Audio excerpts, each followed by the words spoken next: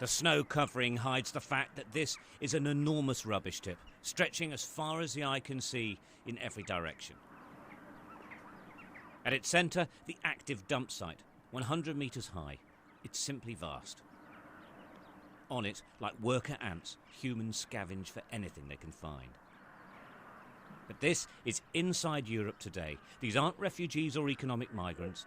These are Romania's poor, an underclass reduced to scratching out a living from this waste.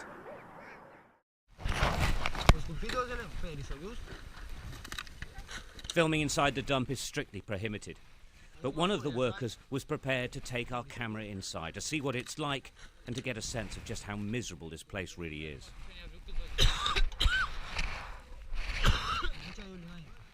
Men, women and children make up the scavenging teams.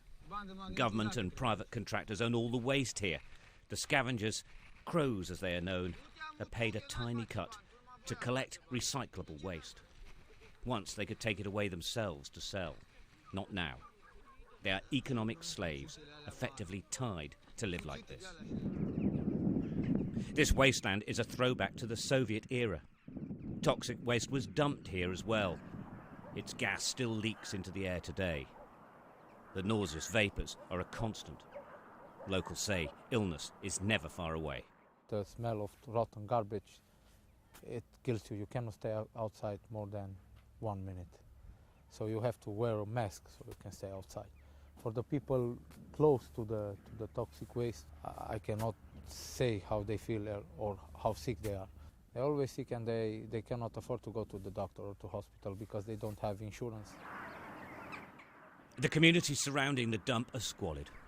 5 years ago, the inhabitants were evicted from their homes in the centre of the city of Cluj and made to live here, on the outskirts, along the railway tracks towards the dump site. The families live amongst the filth. 10 of them share this room, all ages, all in together. Living conditions put a new spin on the term basic. They burn off the hair of the pig before it be prepared for eating. Nothing is ever left. A local leader gave us permission to film on his territory and showed us around. They are by and large Roma, a gypsy race originally from northern India who moved to Europe over 1,000 years ago. Outsiders aren't welcome, and even with permission, tensions quickly mount.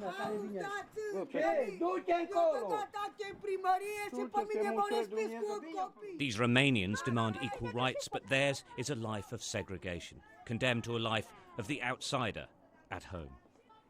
Healthcare, education, work opportunities are simply denied to them.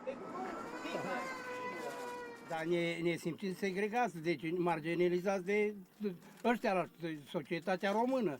We feel Romanians. I am a Romanian because I was raised in Romania and I live in Romania, but the Romanians don't accept me like a Romanian. They feel they discriminated us and segregated us, as you see. And do you feel like that as well, even though you've perhaps done better than many?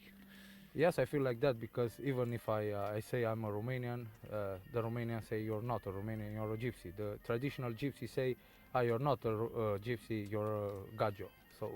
So you're somewhere in the middle. Yeah, Stop. somewhere. Nobody wants you. Yeah, in the grey area.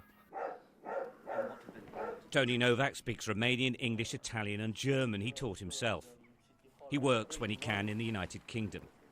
He says he can't get a job out here because of who he is. More difficult because we live here, and the people, when they find out I live here, it's...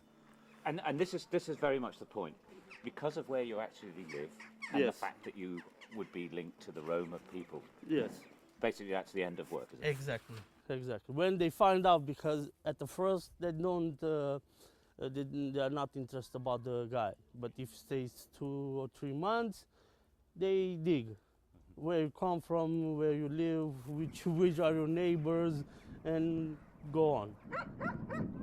Nobody wants to live and work in a place like this, but these people have no choice, and there's little wonder that they would like to go somewhere else.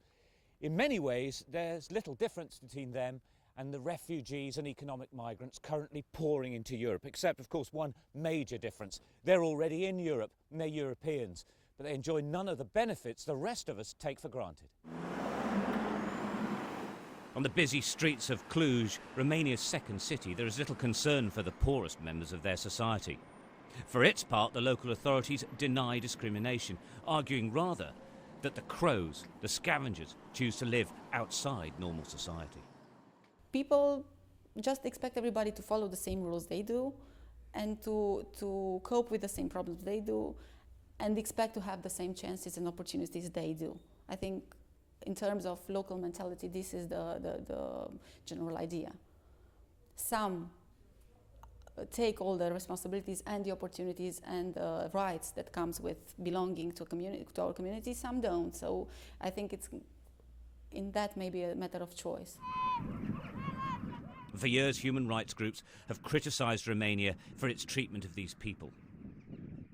But as this country's European partners prepare to allocate refugees across the member states, there's growing concern here over how the refugees will be treated when Romania's underclass is condemned to live like this already.